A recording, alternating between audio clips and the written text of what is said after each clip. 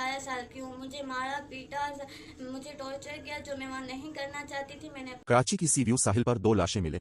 ये कोई आम हादसा नहीं, बल्कि एक और पसंद की शादी का खूनी अंजाम है।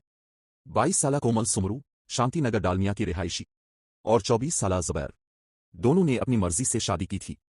उनका कसूर सिर्फ इतना था कि उन्होंने मोहब्बत की थी, अपने खानदान की मर्जी के खिलाफ एक साथ जीने का फैसला किया था। गुज़िश्ता दिनों कोमल ने खुद वीडियो बयान में फरियाद की थी। 18 साल की हूँ, मुझे मारा पीटा, मुझे टॉर्चर किया जो मैं वहाँ नहीं करना चाहती थी। मैंने अपने पसंद से किया है और उसके बाद मैंने कोर्ट में 164 भी दिया है। उसके बाद मुझे कोर्ट का ऑर्डर भी मिला कि इनको मतलब कोई तंग ना करे, प्रोटेक्शन भी मिली।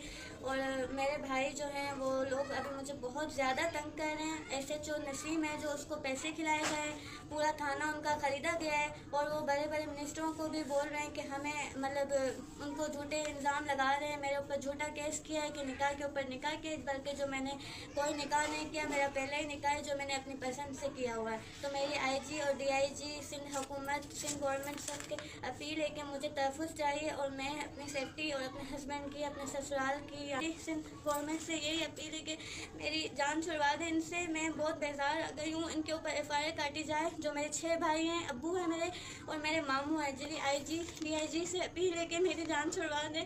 अगर हमें तहफ़्फ़ुज़ न मिला तो हमें भी बलूचिस्तान के जोड़े की तरह कत्ल कर दिया जाएगा। कोमल ने वज़ीर आज़म, वज़ीर आला सिंध और IG सिंध से इल्तिजा की थी। मेरे खानदान के पास पैसा भी है, सियासत भी है, खुदारा मेरी मदद करें।